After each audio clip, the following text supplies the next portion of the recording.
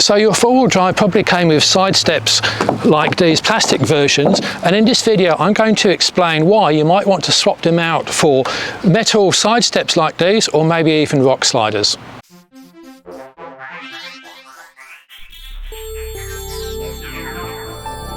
So before we get into talking about side steps, I've got to define what ramp angle is. Now I've got two vehicles here, and the angle at which they can go over an obstacle with the front wheels is called the approach angle, which I've denoted in red there. And then we've got the wheelbase, which is the distance between the centre of the front and the rear wheels. And then we've got the ramp angle, which is angle taken from the front wheel to the back wheel to the centre, and the greater that is, the better able the vehicle is to go up and over an obstacle. And the long wheelbase vehicles like utes have longer wheelbases and therefore worse ramp angle than wagons, which typically have shorter wheelbases. And at the back we've got departure angles. Now what we're going to be concerned about here is the ramp angle, so when I talk about ramp angle, that is what I'm referring to. Okay, now there's three main types of side step protection. There's no fixed industry term, but this is generally what's accepted. The first one is side steps. Now these are generally plastic or thin alloy aluminium sort of side steps that come with your vehicle stock standard off the showroom floor. There's one or two exceptions to that, but pretty much they're all fairly flimsy. I'll call them side steps. Then we've got side rails. These are essentially the same sort of thing, but they're much stronger. They're made of metal. They're not as strong as the rock sliders we'll get to in a moment, but they're certainly quite a bit stronger than the flimsy side steps, and consequently way more, and they're designed for access and some element of protection, whereas the side steps you get with your car are really just designed for access to help you get up into it. And finally we've got rock sliders. These are very strong rails along the side of the car, and they're designed to take the weight of the car. The name comes from actually literally sliding the car over rocks, and there's no real protection because they don't come out far enough to protect from mud and things like that, but they do protect the sill of the car from damage as well, and you can't really generally use them to get up into the vehicle, so they're no good for access. So there's shades of grey within all of this, but generally it's side steps, side rails and rock sliders is what we're looking at. Now on this vehicle we have side rails, which is here. Wouldn't classify them as rock sliders, but they're certainly able to take some punishment. We've also at the front here got an extension rail, and that's known as a brush or a scrub rail. Now with some side steps or side rails or rock sliders, you can actually extend it to have this protection here, so if the car is against the side of a bank, then the front quarter panel doesn't get damaged either. And in some cases you can also have rear protection. This vehicle's got a bar at the back, and that protects this quarter panel to some extent from smacking into trees or rocks, etc., particularly when it's on a side angle. And here's an example of a GU Patrol. Again, we've got the side rail here, we've got the brush or scrub rail at the front, and here we don't have a bumper bar. Well, we do have a bumper bar. It's a Kmart replacement bar, and that's got a thick metal section there designed to protect that side of the vehicle with consequent weight penalties. Okay, so why would you want to replace it from the OEM, and why not? Let's run through some of those pros and cons. So the OEM one is set up for access. It will allow you to get into the vehicle. It will also act as a mud guard as well. You'll get less mud splashed up, and to some extent it will protect against twigs and branches that you go over in a forest. The aftermarket steps it up a bit. That's where you get real options to protect your side sills from damage, and that could be something like a significant tree branch flicking up, or more likely a rock, or even just over a rut where the vehicle's bellied out. So they do a much better job of that. And you can also improve ramp over. The standard OEM steps do not, or actually reduce your ramp over angle. You get rid of them and you're able to get over obstacles better. And aftermarket stuff typically, well in some cases it doesn't improve, in other cases it does improve your ramp over. And in the case of rock sliders, you may actually be able to jack the entire vehicle up using a high lift jack, or pull it sideways. They're really designed to take the weight of the vehicle. So those are the reasons why. Why would you not? Well, cost. I mean, or any accessory costs money, so you've got to think, do I want to spend the money? Am I going to get the benefit? The second thing is weight. The lightest steps are always going to be your OEM side steps. if we move up to metal, the heavier duty it is, the heavier it's going to be. Now, that might be 50 extra kilograms, 10 extra kilograms, it all adds up. And then side airbag compromise as well. This is something of a hazy situation, to be honest. I try and get statements out from manufacturers, but they are reluctant to go on the record about side airbag compatibility, what works, what doesn't work. Some of them say it does, some of them are just a bit ambiguous on the subject, but always a question mark. Now let's look at some of these options then. So if we take sill protection, the OEM side steps gives you no sill protection whatsoever. You go over a rock, that's going to bend so easily, and the bending itself can actually damage your sill in turn. The side rail gives you some form of protection. You can't slam it down, but you can certainly gently scrape it over some rocks, and the rock slider, that's the best. If you're going to really put the whole weight of the vehicle, so two wheels on the left or the right side are off the ground and the vehicle's just literally sliding over, hence the name, that's what you want if that's the sort of stuff you're going to do.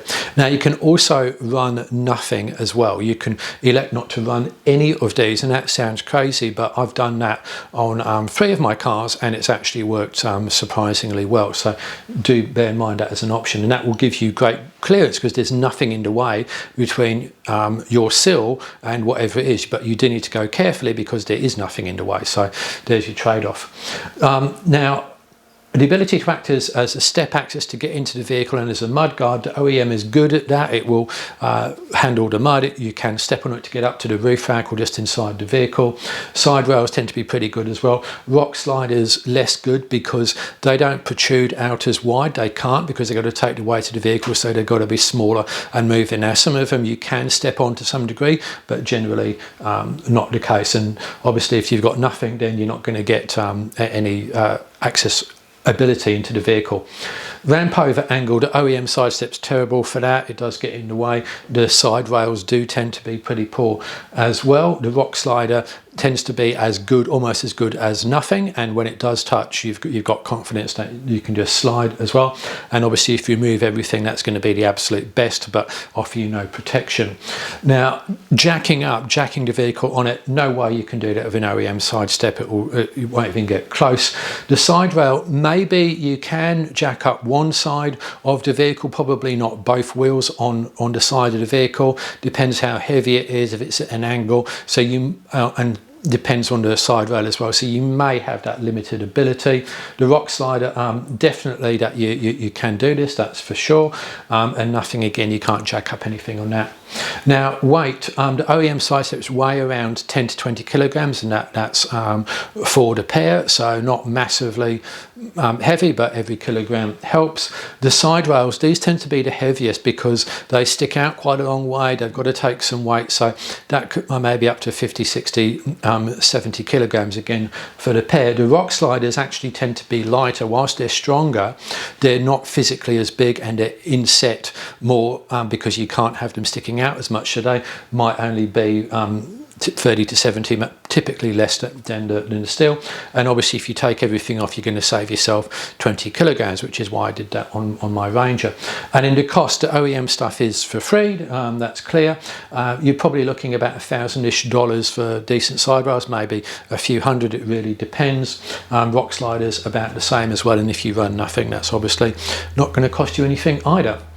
So there is another option here, and that is the power side steps made by Clearview in this case, and here's some of the pros and cons for those. So the first thing is they are a bit more expensive, not as much as you might think, but more expensive than certainly not. And they typically when you install these steps, it's really easy. You just get your socket set out or your impact driver, remove 4 or 5 or probably 8 bolts because it's 4 lots of 2, pop them in, and then away you go. Here you've got to do the electrics, so that's either a hobbyist job or down to your auto electric, so a little bit more expensive to install, but very easy access because they come right down like this, and then as soon as you close the door they go back up, so that's a bonus.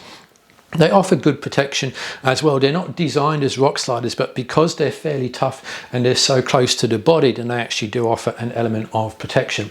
Now if they are stuck down for whatever reason, then there is no manual override to get them up because it's a worm gear and they don't go backwards, but I'm told by Clearview that they've never had a case of them sticking down at all. So there's that, seem to be fairly reliable. And weight-wise, it's not actually very heavy, so it's 35 kilograms for both, which actually compares very well with many of the steel sliders. So here's an example of some weights. These are the TrigPoint Ineos sliders, and the weight for those, for the wagon, it's 33.6 kilograms for two. So it's 30.6 kilograms for the wagon, and the Quartermaster ute, which is a bit longer, 33.6. That gives you an idea of weight. Now that's the weight of that. If you take the OEM steps off, you subtract that weight, so whatever that would be. I don't have those figures to hand. Now this is what I've got fitted to the Ranger at the moment, Ironman steps. So they are 68 kilograms in total. I removed 10 kilograms from the OEM steps. That gave me plus 58 kilograms. Why are they heavier? Because they're just wider and they're pretty strong and robust. So you can see there, that's interesting because I would not have touched if there had been no slider, but because there no side step, because there is a side rail there, then I am touching. So that's what I mean by sometimes you can end up touching with these things where you wouldn't if you didn't have anything there at all. And running nothing is an option. So my Defender and my old Discovery, nothing. Now the Discovery had air suspension, the Defender didn't, but the way the body was, it was so high up relative to the chassis rail, you very rarely had a problem. And even though I took it over some really rough rocky tracks, I never actually got close to damaging the rail as well. So don't go buying any form of four-wheel drive gear, including this side protection, just because it's in the catalogue or someone tells you to do it. Always consider what you're going to do, your cost, the pros and the cons, and whether you actually need to do it. You can run without it. And again, with my old Ranger, to save weight, I elected not to run it as well. Now, one disadvantage of such steps is that they can actually retain mud, which would otherwise fall away, like this. Now, this is an example of a track where you do have a high risk of panel damage. It's very rutted, as you can see. There is no line other than just to stay in the ruts. You can't possibly get out of them. But because it's so rutted and dug out, then you're very, very close to the driver's side panels on the side of the track.